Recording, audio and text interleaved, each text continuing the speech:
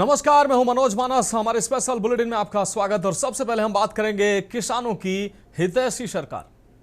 उत्तर प्रदेश की राजधानी लखनऊ में एक बड़ी तस्वीर सामने आई, जहां योगी आदित्यनाथ ने कृषि को लेकर न सिर्फ इतिहास की बात की बल्कि भविष्य का रोड मैप भी पेश किया। किसान जो कभी सिर्फ अन्नदाता नहीं बल्कि उद्यमी और कारीगर भी था, कैसे बदला उसका स्वरूप और अब कैसे तकनीकी, डेटा और प्राकृतिक खेती के जरिए उसे फिर से मजबूत बनाने की तैयारी है। इन्हीं सवालों के बीच 6वीं उत्तर प्रदेश कृषि विज्ञान कांग्रेस 2026 में सीएम योगी का बड़ा विजन सामने आया। इस खास रिपोर्ट में देखिए।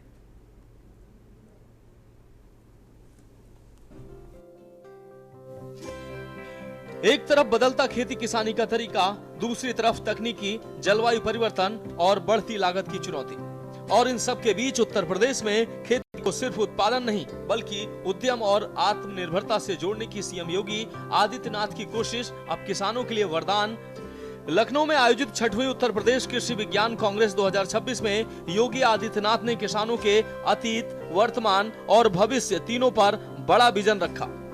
उत्तर प्रदेश कृषि अनुसंधान परिषद द्वारा आयोजित 3 दिवसीय उत्तर प्रदेश कृषि विज्ञान कांग्रेस 2026 का उद्घाटन मुख्यमंत्री योगी आदित्यनाथ ने किया, जिसमें कृषि क्षेत्र में नवाचार, अनुसंधान और विकास को नई दिशा देने के लिए बेहद अहम माना जा रहा है। इस साल कृषि विज्ञान कांग्रेस का विषय ट्रांसफॉर्मिंग एग्रीकल्चर फॉर विकसित कृषि विकसित भारत 2047 रखा गया है। इसका उद्देश्य देश की कृषि व्यवस्था को आधुनिक तकनीकों और वैज्ञानिक अनुसंधान के माध्यम से मजबूत बनाना है, ताकि भारत को 2047 तक विकसित राष्ट्र बनाने की दिशा में ठोस कदम उठाए जा सकें। 3 दिवसीय कार्यक्रम लखनऊ स्थित भारतीय गन्ना अनुसंधान संस्थान में आयोजित किया जा रहा है। कार्यक्रम में देश भर के नामचीन कृषि वैज्ञानिक, शोधकर्ता, नीति विशेषज्ञ और प्रगतिशील किसान भाग लेंगे। उत्तर प्रदेश कृषि वैज्ञानिक सम्मान योजना 2025-26 के तहत चयनित 15 कृषि वैज्ञानिकों को इस अवसर पर सम्मानित किया जाएगा। ये सम्मान उन वैज्ञानिकों को दिया जा रहा है जिन्होंने कृषि अनुसंधान और नवाचार के क्षेत्र में उल्लेखनीय योगदान दिया है। कार्यक्रम के दौरान विभिन्न तकनीकी सत्र आयोजित किए जाएंगे, जिनमें कृषि से जुड़े विभिन्न विषयों पर चर्चा होगी। इन सत्रों में आधुनिक खेती, जैविक कृषि, जल प्रबंधन, फसल विविधीकरण, जलवायु परिवर्तन और नई तकनीकों के उपयोग जैसे विषय शामिल होंगे। विशेषज्ञ इन विषयों पर अपने अनुभव और शोध के निष्कर्ष साझा करेंगे, जिससे किसानों और अन्य हितधारकों को नई जानकारी प्राप्त होगी। उद्घाटन समारोह में प्रदेश के मुख्यमंत्री समेत कई प्रमुख जनप्रतिनिधि और अधिकारी शामिल हुए। कृषि मंत्री सूर्य प्रताप शाही, राज्य मंत्री बलदेव सिंह औलख, उत्तर प्रदेश गौ सेवा आयोग के अध्यक्ष श्याम बिहारी गुप्ता और उत्तर प्रदेश कृषि अनुसंधान परिषद के अध्यक्ष कैप्टन रिटायर्ड विकास गुप्ता की मौजूदगी कार्यक्रम की शोभा बढ़ाई। 6वीं उत्तर प्रदेश कृषि विज्ञान कांग्रेस 2026 को संबोधित करते हुए पहले किसान सिर्फ खेती तक सीमित नहीं था, बल्कि वह कारीगर और उद्यमी भी था। आक्रांताओं ने भारत की खेती के साथ साथ उद्यमिता पर भी हमला किया, जिससे उत्पादक किसान कर्जदार बन गया और उद्यमी कारीगर भी कर्ज के बोझ तले दब गया। आक्रांताओं ने भारत की खेती पर ही हमला नहीं किया, यहां की उद्यमिता पर भी हमला किया। जो किसान पहले उत्पादक था और फिर उसको कारीगर के माध्यम से उद्यमी बनने की गाथा को आगे बढ़ाता था, उसको केवल कच्चा माल पैदा करने का अधिकार दिया गया। यहां का कच्चा माल बाहर जाता था, वैल्यू एडिशन का लाभ उन लोगों को मिलता था। हमारा किसान जो उत्पादक था, वो उत्पादक किसान कर्जदाता हो गया। सीएम योगी ने वंदे मातरम गीत का जिक्र करते हुए कहा कि ये गीत बंगाल की त्रासदी और सन्यासी विद्रोह के बाद की गाथा पर आधारित है। उन्होंने जोर दिया कि आज इन ऐतिहासिक बिंदुओं पर चर्चा की जरूरत है, ताकि कृषि की संभावनाओं को जमीन पर उतारा जा सके और दुनिया को आकर्षित किया जा सके। हमें याद रखना होगा, हमें जब यहां पर हम इस त्रिदिवसीय कृषि विज्ञान से जुड़ी हुई इस कांग्रेस के समिट के आयोजन कर रहे हैं, और इस कांग्रेस में उन तमाम मुद्दों पर हम चर्चा करेंगे। उन मुद्दों को जरूर प्रयास करिए कि प्रोडक्शन को प्रोडक्टिविटी में हम कैसे बदल सकते हैं। यह सबसे महत्वपूर्ण बात होगी। यानी केवल उत्पादन नहीं, अपितु कम संसाधनों पर अधिक उत्पादन, कम लागत अधिक उत्पादन, और इसमें हमें खेती और किसान की एफिशिएंसी पर ध्यान देना होगा। ये कैसे हो सकता है? तकनीक से संभव है। दूसरा, प्रोडक्टिविटी को कैसे हम प्रॉफिटेबिलिटी में बदल सकते हैं, यानी जो कम संसाधन से अधिक उत्पादन, और इसमें अन्नदाता किसान की आय को बढ़ाने के लिए क्या कार्यक्रम हम कर सकते हैं, कैसे उस कार्यक्रम को हम आगे बढ़ा सकते हैं। और फिर प्रॉफिटेबिलिटी से प्रॉस्पेरिटी, यानी अन्नदाता किसान की आय बढ़ाने के साथ ही उसको उसकी खुशहाली के साथ जोड़ना है। अन्नदाता खुशहाल होगा तो देश खुशहाल होगा। सीएम योगी ने कहा कि 2014 से पहले देश में किसान आत्महत्या कर रहे थे, लेकिन आज उत्तर प्रदेश में एक भी किसान आत्महत्या नहीं कर रहा है। पहले किसानों को सरकार पर भरोसा नहीं था, उनका शोषण होता था और वे सिर्फ चुनावी मुद्दा बनकर रह जाते थे। बिचौलियों के हावी होने से किसानों को मजबूरन आत्महत्या का रास्ता चुनना पड़ता था। आज सरकार किसानों को उनकी लागत से 1.5 गुना अधिक दाम दे रही है। 2014 के पहले याद करिए, देश के अंदर सबसे ज्यादा किसान आत्महत्या कर रहा था। आज देश के अंदर ये स्थिति, अगर किसी का इंडिविजुअल कोई मामला हो उसको छोड़ दिया जाए तो आत्महत्या किसान के स्तर पर एकदम समाप्त हो गया है। ये परिवर्तन, किसान की आमदनी कई गुना बढ़ी है।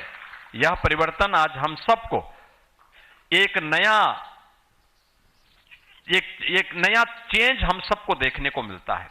17 के पहले की चुनौती क्या थी? कोई, यानी पब्लिक के मन में, किसान के मन में एक अविश्वास था,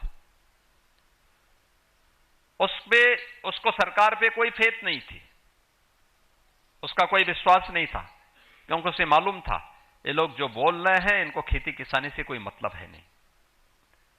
किसान आत्महत्या करता था, पलायन करता था, अलग अलग प्रकार से वह प्रताड़ित होता था। कोई सरकार की नीति नहीं थी। अन्नदाता उस समय केवल एक चुनावी मुद्दा होता था, और इसीलिए जाति के नाम पर लोग बांटते थे, तमाम प्रकार के वादों में बांटते थे। इतिहास की बात, वर्तमान की योजनाएं और भविष्य की तकनीकी, इन तीनों को जोड़कर खेती का नया मॉडल पेश किया जा रहा है, जहां मुनाफा, टेक्नोलॉजी और प्राकृतिक संतुलन तीनों पर जोर है। कार्यक्रम का मुख्य उद्देश्य कृषि क्षेत्र में नवाचार और वैज्ञानिक सोच को बढ़ावा देना है। विशेषज्ञों का मानना है कि इस तरह के आयोजनों से शोध और तकनीकी को किसानों तक पहुंचने में मदद मिलती है। कार्यक्रम के जरिए किसानों को नई तकनीकी और उन्नत खेती के तरीकों की जानकारी दी जाएगी, जिससे उनकी आय बढ़ाने में मदद मिल सके। कृषि विज्ञान कांग्रेस में होने वाली चर्चाएं और सुझाव भविष्य की कृषि नीतियों को तैयार करने में भी सहायक साबित होंगे। स्पेशल डेस्क, के न्यूज इंडिया।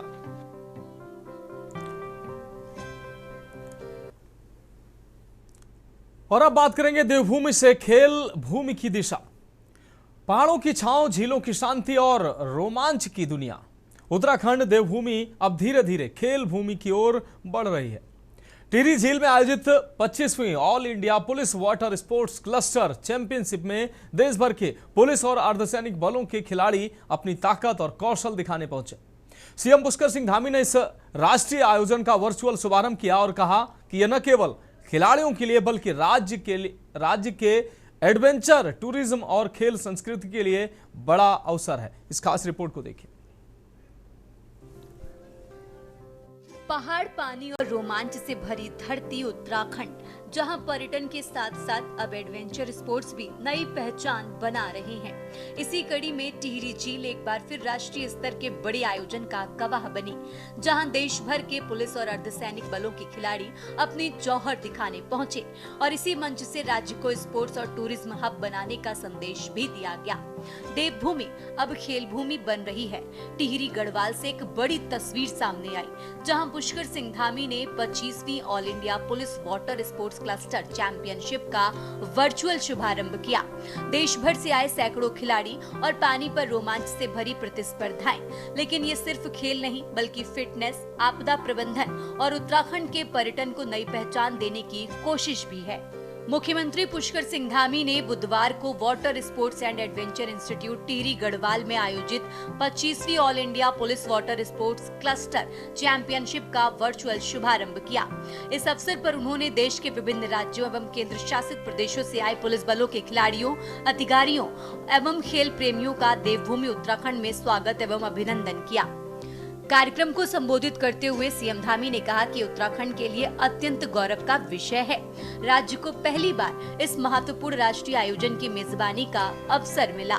मुख्यमंत्री ने Akhil Bharatiya police sports control board का आभार व्यक्त करते हुए कहा कि इस प्रकार के आयोजन न केवल खिलाड़ियों को अपनी प्रतिभा प्रदर्शित करने का मंच प्रदान करते हैं, बल्कि राज्य को साहसिक खेलों और पर्यटन के क्षेत्र में नई पहचान दिलाने में भी महत्वपूर्ण भूमिका निभाते हैं। सीएम धामी ने प्रतियोगिता का जिक्र करते हुए कहा कि इस प्रतियोगिता में देश भर की 19 टीमों के 440 से ज्यादा महिला एवं पुरुष खिलाड़ी प्रतिभाग कर रहे हैं, जो कैनोइंग, रोइंग एवं कयाकिंग की विभिन्न स्पर्धाओं में अपनी क्षमता का प्रदर्शन करेंगे। मुख्यमंत्री ने प्रतिभागियों को शुभकामनाएं देते हुए पुलिस एवं अर्धसैनिक बलों की जमकर सराहना की। मुझे जानकर अत्यंत प्रसन्नता हो रही है कि इस प्रतिष्ठित प्रतियोगिता में देश भर के 19 टीमों के 440 से अधिक महिला एवं पुरुष खिलाड़ी प्रतिभाग कर रहे हैं। मुझे बताया गया कि 4 दिवसीय प्रतियोगिता में कैनोइंग, रोइंग, कयाकिंग जैसी वाटर स्पोर्ट्स से जुड़ी लगभग 52 स्पर्धाओं का आयोजन किया जाएगा, जिनमें देश के विभिन्न राज्यों के पुलिस बलों, अर्धसैनिक बलों के खिलाड़ी अपनी प्रतिभा, कौशल और उत्कृष्ट प्रदर्शन द्वारा दर्शकों को रोमांचित करने का काम करेंगे। सीएम धामी ने कहा, सुरक्षा बलों का शारीरिक और मानसिक रूप से फिट रहना बेहद जरूरी है। उन्होंने कहा कि खेल न केवल फिटनेस को बढ़ाते हैं, बल्कि अनुशासन, टीम भावना और कठिन परिस्थितियों में काम करने की क्षमता भी विकसित करते हैं। वाटर स्पोर्ट्स जैसे खेल आपदा प्रबंधन, बाढ़ राहत, नदी बचाव और तटीय सुरक्षा जैसे कार्यों में भी अत्यंत उपयोगी सिद्ध होते हैं और इन खेलों में दक्षता कई बार जीवन रक्षक साबित होती है और आपदा परिस्थितियों में लोगों की जान बचाने में अहम भूमिका निभाती है। मैं इस अवसर पर आप सभी प्रतिभागियों को भी, जो प्रतियोगिता में प्रतिभाग कर रहे हैं, उन सभी को मैं अपनी हार्दिक शुभकामनाएं देता हूं और कामना करता हूं कि आप सभी अपने उत्कृष्ट प्रदर्शन से अपने अपने राज्यों, अपने अपने संगठन का नाम रोशन कर एक नई पहचान स्थापित करेंगे। वास्तव में आप सभी जाबाज जवान बहुमुखी प्रतिभा के धनी हैं, जो देश की सुरक्षा के लिए अपने समर्पण और साहसिक खेलों में अपने शानदार प्रदर्शन से हमारे युवाओं को निरंतर प्रेरित करने का कार्य कर रहे हैं। मुझे पूरा विश्वास है कि ये आयोजन न केवल आप सभी खिलाड़ियों को अपनी प्रतिभा दिखाने का उत्कृष्ट मंच बनेगा, बल्कि राज्य को साहसिक खेलों और पर्यटन के क्षेत्र में भी एक वैश्विक स्थल के रूप में स्थापित करने में भी अपनी महत्वपूर्ण भूमिका निभाएगा। मुख्यमंत्री धामी ने कहा कि प्रधानमंत्री नरेंद्र मोदी के नेतृत्व में खेलो इंडिया और फिट इंडिया मूवमेंट जैसे अभियानों ने देश में खेल संस्कृति को मजबूत किया है और युवाओं में खेलों के प्रति नया उत्साह पैदा किया है। राज्य सरकार भी खेलों को बढ़ावा देने तथा खिलाड़ियों को बेहतर सुविधाएं उपलब्ध कराने के लिए निरंतर प्रयासरत है। बता दें कि हाल ही में उत्तराखंड ने 38वें राष्ट्रीय खेलों का सफल आयोजन कर अपनी क्षमता का प्रदर्शन किया और राज्य देवभूमि के साथ साथ खेल भूमि के रूप में भी उभर रहा है। राज्य में आधुनिक खेलों का तेजी से बढ़ता दायरा और भविष्य में अंतर्राष्ट्रीय स्तर की प्रतियोगिताओं के आयोजन की दिशा में किए जा रहे प्रयास मील का पत्थर साबित होंगे। ऐसे में साफ है कि आयोजन सिर्फ एक प्रतियोगिता नहीं, बल्कि फिट पुलिस बल, मजबूत खेल संस्कृति और उत्तराखंड को एडवेंचर टूरिज्म हब बनाने की बड़ी रणनीति का हिस्सा है। जहां एक तरफ खिलाड़ी अपनी क्षमता दिखा रहे हैं, वहीं दूसरी तरफ राज्य खुद को राष्ट्रीय और अंतर्राष्ट्रीय खेल मानचित्र पर स्थापित करने की ओर बढ़ रहा है। ऐसे में अब देखना होगा कि देवभूमि से खेल भूमि बनने का ये सफर कितनी तेजी से आगे बढ़ता है। स्पेशल डेस्क के न्यूज इंडिया। तो फिलहाल हमारे स्पेशल बुलेटिन में वक्त एक ब्रेक का। ब्रेक के बाद हम बात करेंगे पेंशन में घूसखोरी।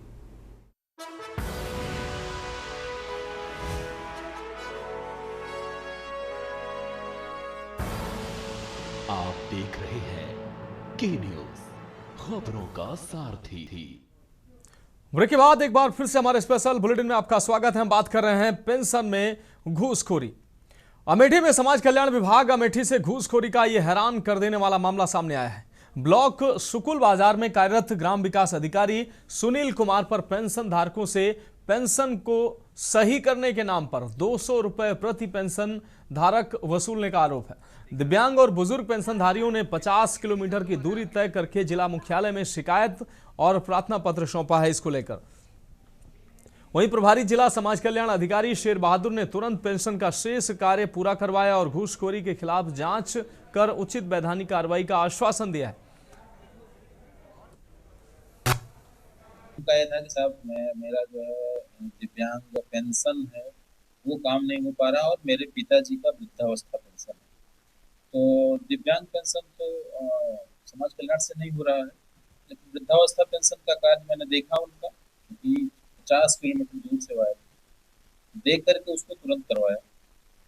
वृद्धावस्था का काम तो उनका हो गया, लेकिन अब विषय ये है कि 200 रुपये आप जो बता रहे हैं कि लिया जा रहा है। मैंने सुनील के पास गया, उन्होंने कहा हो जाएगा, पर हुआ नहीं। मेरी माताजी का वृद्धा पेंशन है, उसमें 200 रुपया दिया और वो भी ले लिए। जी सुनील को, जी ये विकलांग समाज कल्याण अधिकारी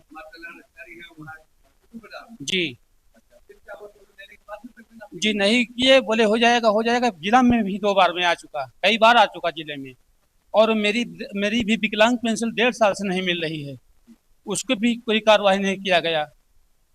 समाज कल्याण विभाग अमेठी से घूसखोरी का हैरान कर देने वाला मामला सामने आया है।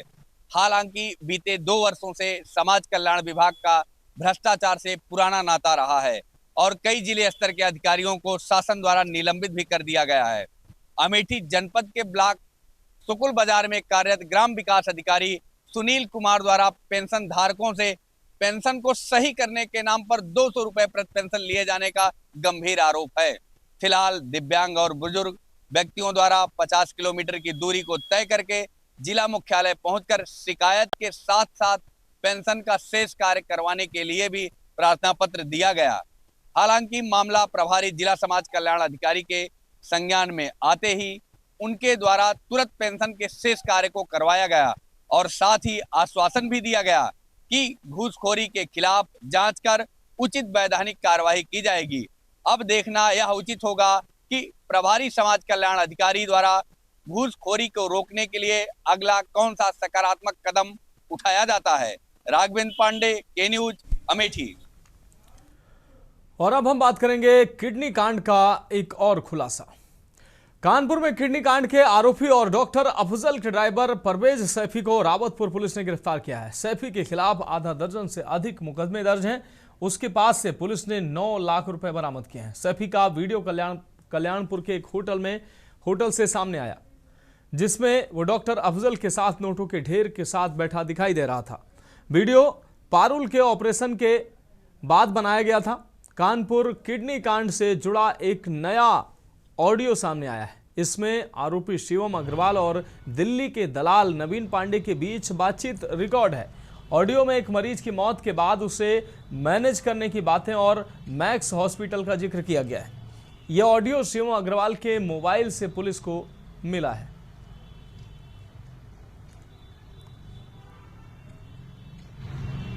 बात हुई रोहित सर से।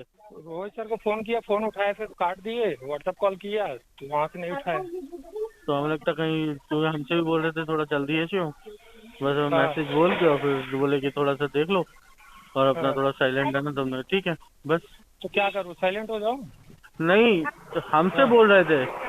हाँ बोले देखे रहना अपना, बाकी जैसा भी हो देखते हैं। जाना देखो, जाना नवीन भाई इसलिए बेहतर रहेगा कि मान लो कोई बात अगर वैसे सॉर्ट आउट होकर निपटेगी तो निपट जाएगी। पेशेंट बड़े प्यार से बात कर रहा है। अभी फोन किया था।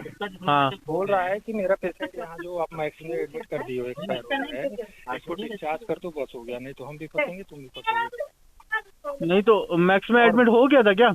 हाँ हो गया, मैं बात कर लिया डॉक्टर से। क्या कह रहे हैं डॉक्टर? डॉक्टर से बात कर लिया, बोले कि हम डिस्चार्ज करा दे रहे हैं बिना कागज का ही। अच्छा हाँ। नहीं तो मैक्स में जब एडमिट हुआ है तो उन्होंने क्या दिखाया है? जब पहुंचे ही तो एक्सपायर हुआ है।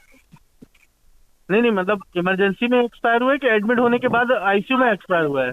पहले ही एक्सपायर हुआ है, लेकिन इमरजेंसी में लेके गए हैं ना वो लोग। हाँ हाँ, कुछ मैटर है, वो बोले डिस्चार्ज करना क्या है, लेके जाए, मैं करा दे रहा हूँ। तो तुमने रोहित सर से बात की? रोहित सर से बात ही नहीं हो रहा है। थोड़ा आपसे बात हो तो बोलो, 1 मिनट बात कर लें। हमारे पास भी तो वही नंबर है यार, दूसरा नंबर ही नहीं है उनका। चलिए, बात होगी तो देखेंगे। फिलहाल अभी तो हम नहीं जा रहे हैं, देखते हैं। चलो।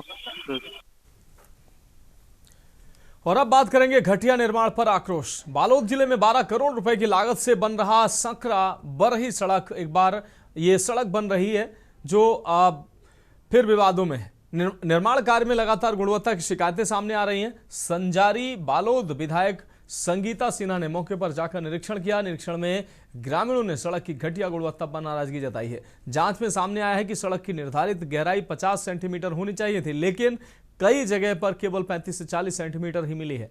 पुराने रोड से निकाले गए मटेरियल सड़क के किनारे पड़े हैं। निर्माण में फर्शी गिट्टी का उपयोग किया गया है। तालाब किनारे गलत तरीके से सोलिंग और पुल निर्माण में मिट्टी युक्त रेत का इस्तेमाल जैसी कई खामियां पाई गई हैं।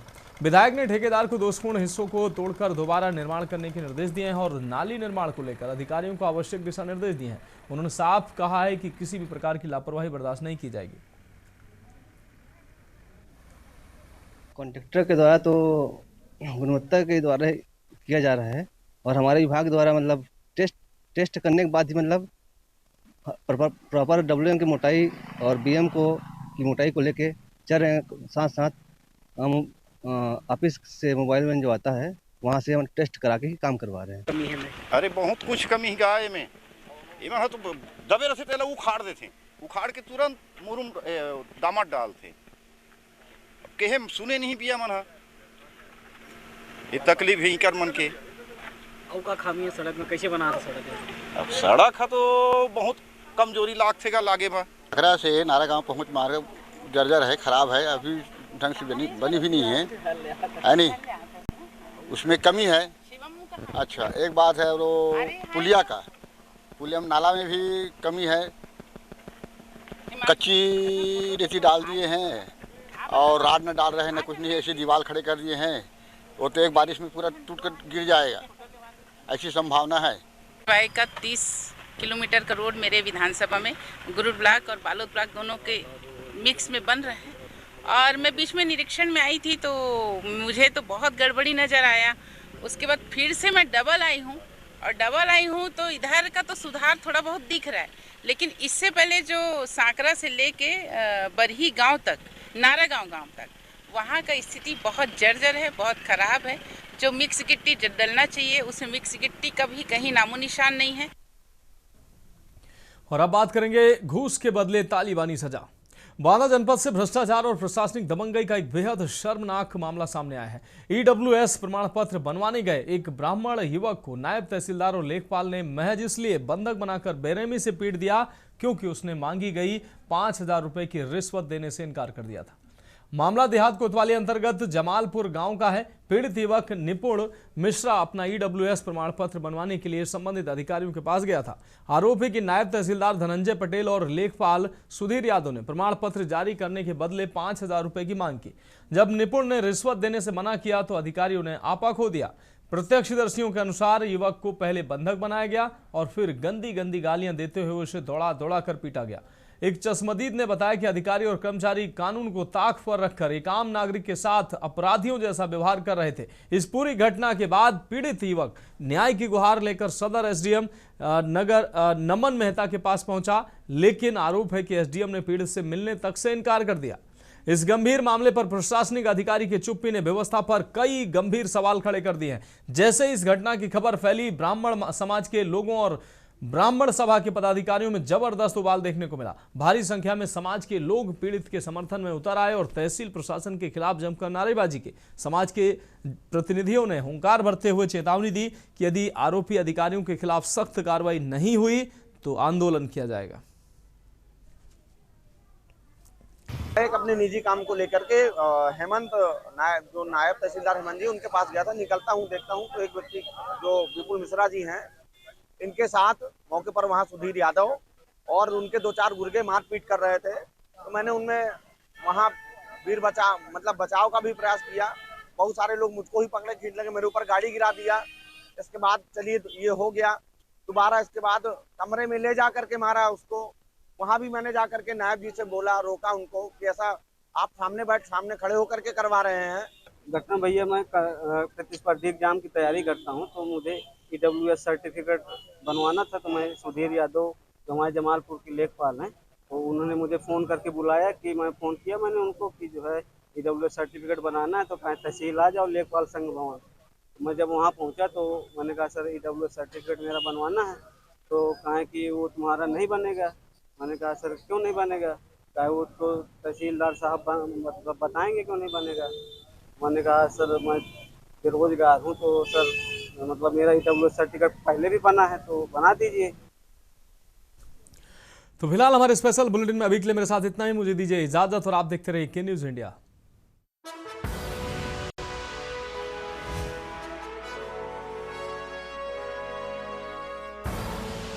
आप देख रहे हैं के न्यूज़, खबरों का सारथी।